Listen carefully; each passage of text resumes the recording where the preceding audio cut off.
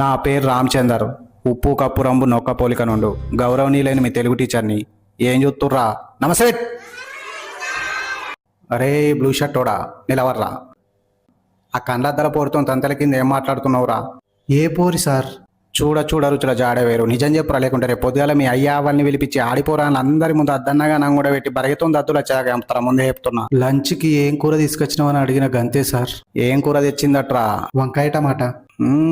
ఓ వంకాయ టమాటా తీసుకొచ్చిన వరలక్ష్మి. నిలబడ్. సార్ అతనే ముందు మాట్లాడిచ్చిండు.